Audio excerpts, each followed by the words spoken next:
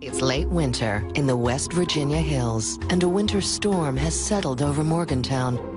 In this kind of weather, anything can happen. Something's wrong. Something doesn't feel right. And when a beloved businessman perishes in a mysterious fire, I can't think of a more cruel way to die. Can you? only spring can melt the fear that's frozen this sleepy town.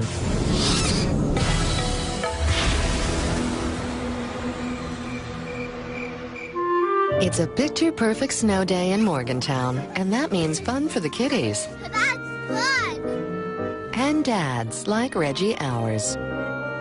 But all snow days must come to an end, and Reggie will soon be back at the local hospital, where he works alongside his best friend, Jimmy Michael.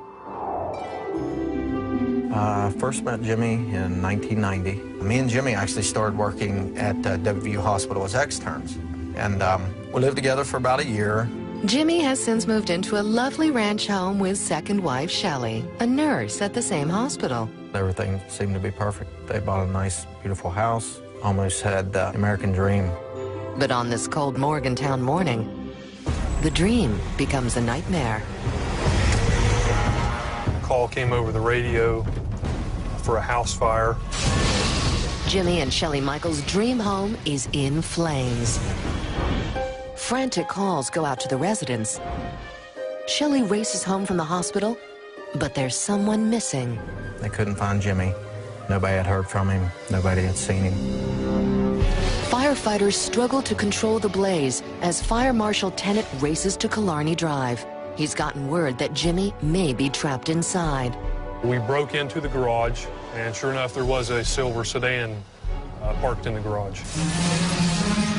The implications are clear, and there's no time to lose. It wasn't a few minutes later they found the victim on the bed. Michael has perished in the fire. But for man and beast alike in this frosty college town, this mysterious fire has set off more than just the smoke alarm. Did someone leave the iron on? Was someone smoking in bed? With all of our safety features and smoke alarms and everything we have, how does something like this happen? It seems pretty hinky. I mean, if there was a fire, I think I could be able to get out. So what really happened to Jimmy Michael?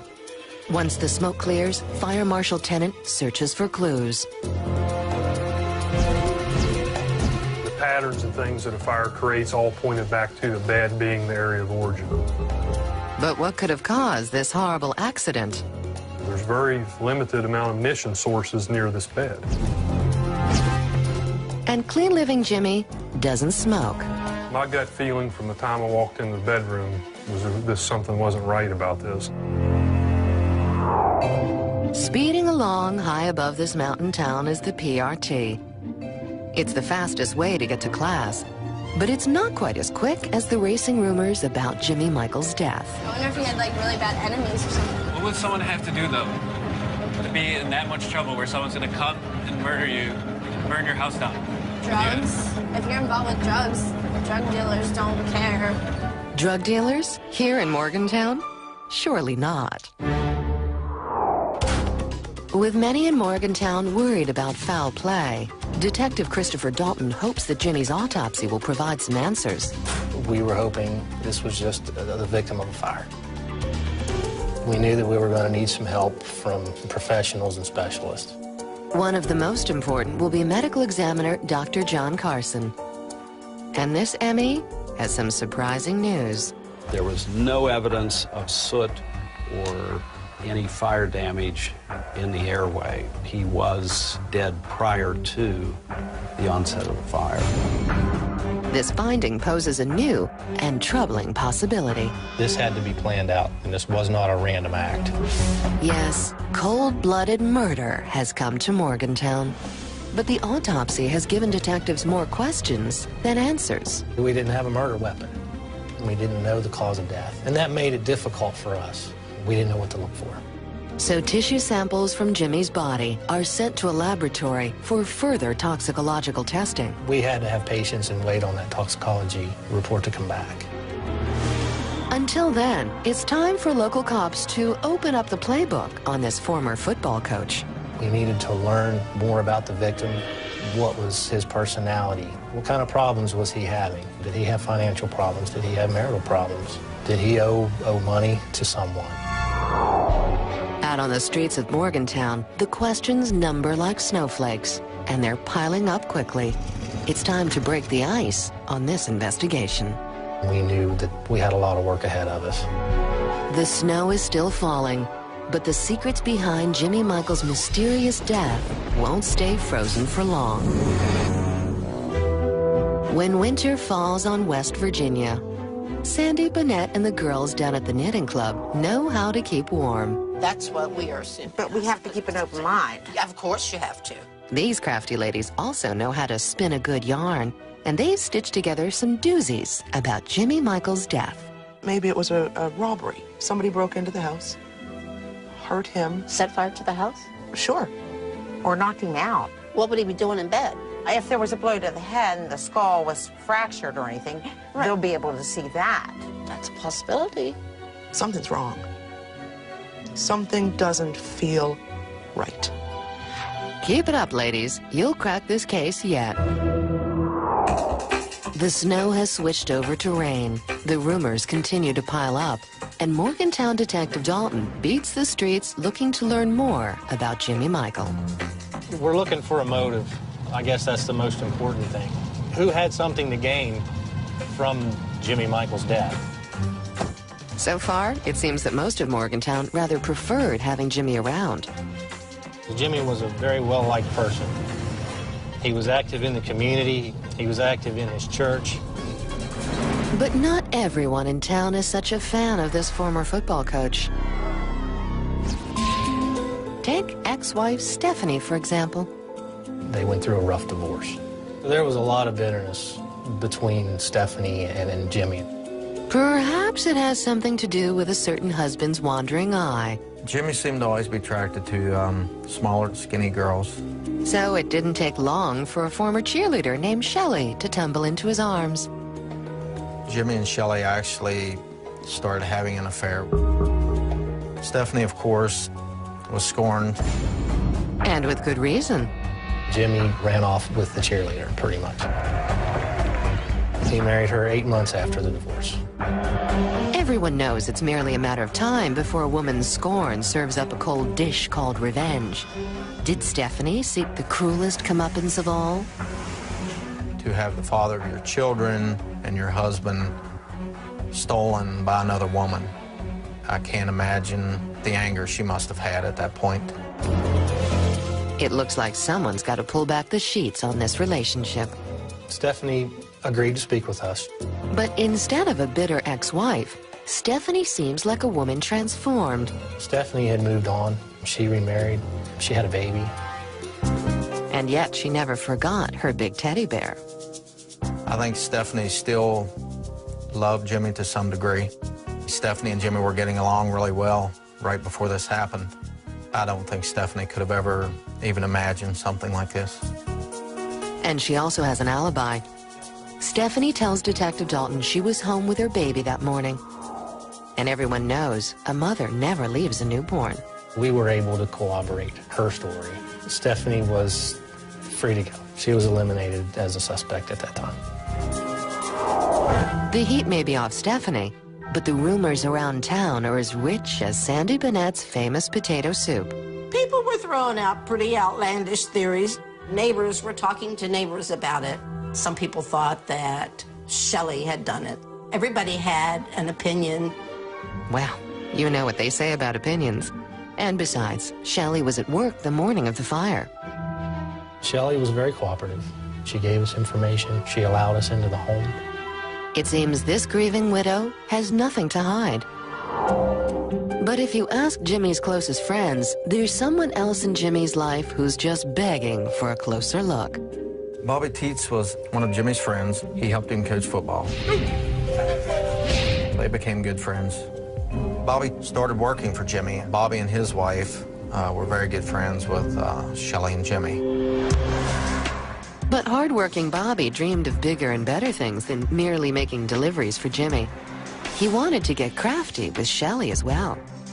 We learned that Shelley and Bobby were going to start an embroidery business together.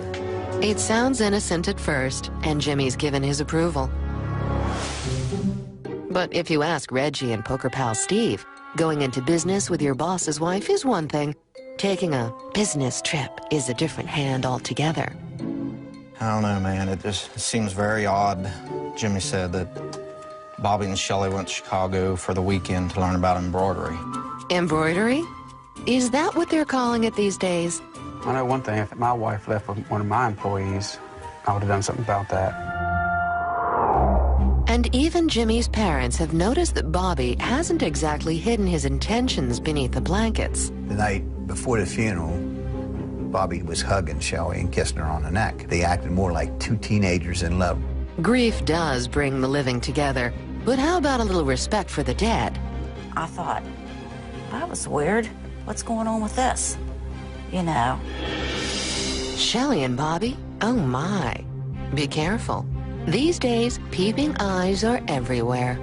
We had video from the hotel in Chicago. You could see them hugging, holding hands in the lobby. They were acting like high school kids. Two lovers captured on film forever. Life certainly would be sweeter for Bobby with Shelley's husband Jimmy out of the way. Such immortalized infidelity begs the question, was this just a Windy City fling, or was it foreplay to murder? Whenever Anna Brown and her cousin Joanne need a touch of spring in the dead of winter, nothing's better than a leisurely putter around the greenhouse. And this winter, talk of the hot and heavy romance between Bobby Teets and the widow Shelley Michael has kept these windows nice and steamy. Bobby works for Jimmy, and he's having an affair with the boss's wife there. It sounds to me it's like Russian roulette. What would Bobby want to do or have to do to be able to have what Jimmy has? Jimmy's in the way, isn't he? The seeds of suspicion have been planted. And most of Morgantown has made the connection between Bobby's bad behavior and Jimmy Michael's dead body. A lot of people wondered if he had anything to do with it. Somebody's nice enough to give you a job, and you're sleeping with his wife. I just can't imagine what he was thinking. And detectives also want to know just what's been going through the head of this most ungrateful employee. We contacted Bobby and asked him to come in and speak with us. And detectives waste no time cutting to the quick. Is Bobby a killer or just a cheater with bad timing? We confronted Bobby with his affair with Shelley. Surprisingly, Bobby comes clean about his embroidery buddy. Bobby admitted to having an affair with Shelley right away. Well, who wouldn't brag about scoring with this foxy pom-pom girl? But besides stealing the boss's wife, did he also take the boss's life? Bobby was at work that morning.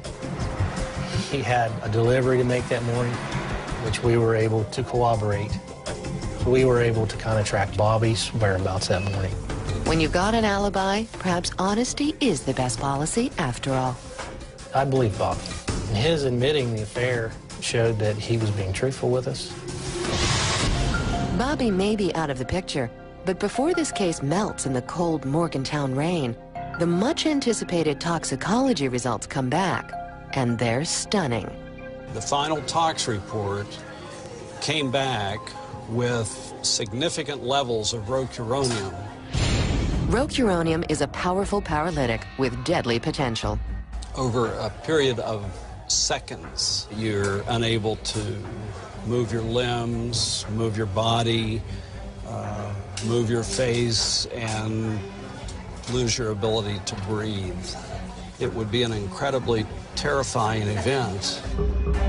A cruel and silent assassin has been revealed. But who administered the lethal dose, and where did it come from? Detective Dalton knows he needs to polish up on his paralytics. Rocuronium is a very dangerous drug. When it was injected, he would have been conscious of his surroundings. He would have had the feeling of suffocation. He would have still been conscious and alert. It's a terrible way to die. But who could be capable of such cruelty? As ever, Sandy and Lisa have some ideas. Rocuronium? Rocuronium. That's the name of the drug he was given. Or where could one get that?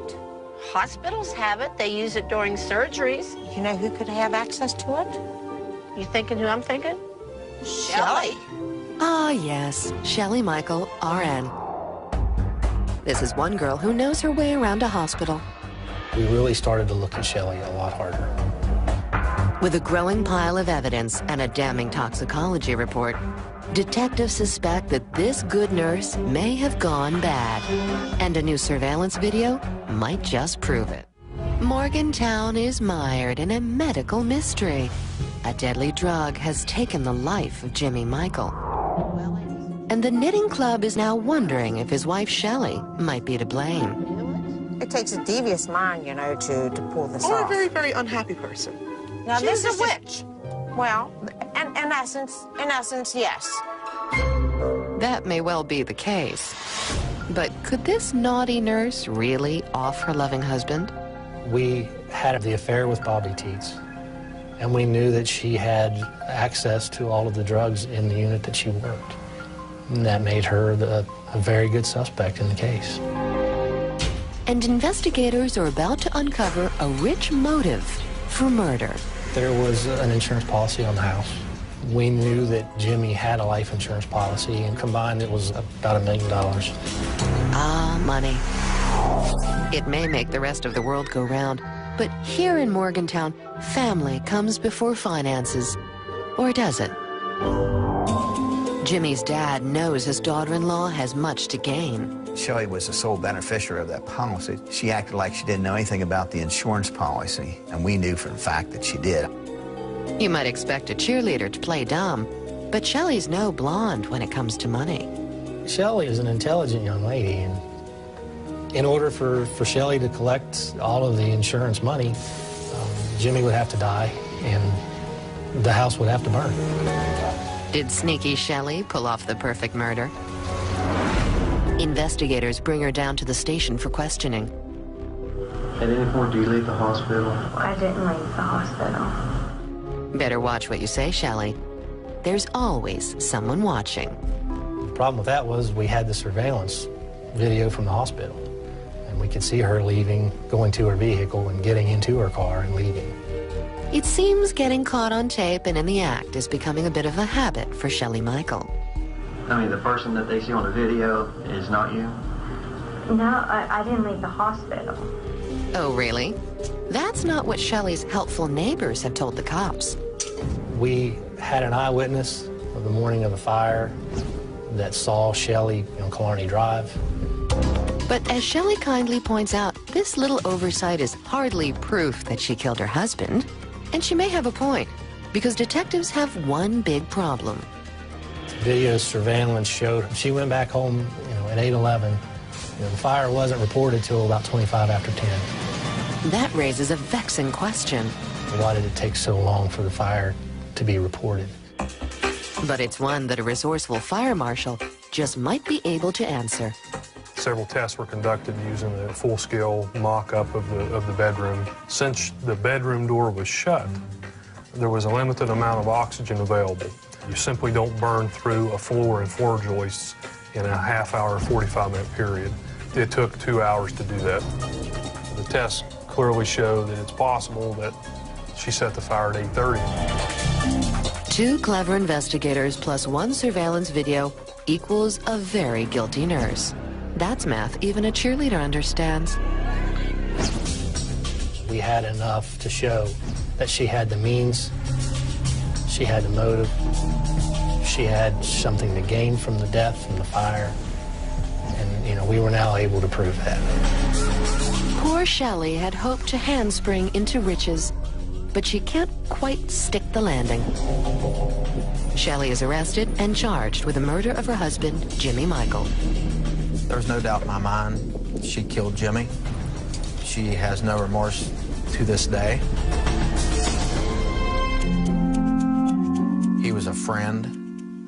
He was loved by many. I mean, somebody you love like a brother. As news of Shelley's arrest echoes across this mountainous realm, the good citizens of Morgantown can only guess at what demons drove Shelley Michael to kill. When I hear the word Shelley Michael, I automatically assume a woman who's kind of going crazy. I am amazed that people think they can get away with this kind of thing. I mean, in this day and age, I mean, everyone gets caught. Morgantown has rendered its verdict. But what about the jury? Yes, that's to your verdict. Yes, sir. We, the jury, find the defendant, Michelle Michael, guilty. And Shelley is sentenced to life in prison.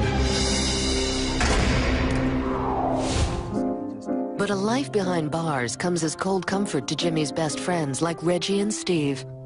I can't think of a more cruel way to die. Can you? No. But for others, forgiveness just might be possible. I'm a pastor. I speak in churches on behalf of my son that God expects us to forgive the way he forgives. If we're not willing to forgive, God is not willing to forgive us. I have forgiven her freely, fully, finally. Spring is just about here, and the football fields are almost free of snow. There may be one less person cheering from the sidelines this year, but his memory will live on in every pass that's caught and every touchdown scored.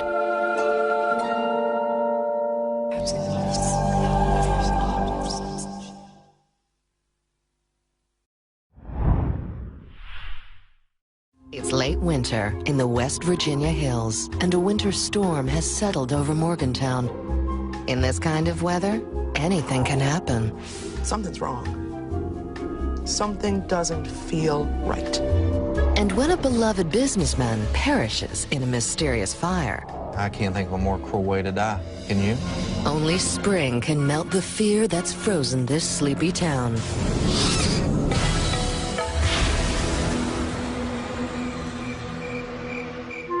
It's a picture-perfect snow day in Morgantown, and that means fun for the kiddies. That's fun! And dads like Reggie ours. But all snow days must come to an end, and Reggie will soon be back at the local hospital, where he works alongside his best friend, Jimmy Michael.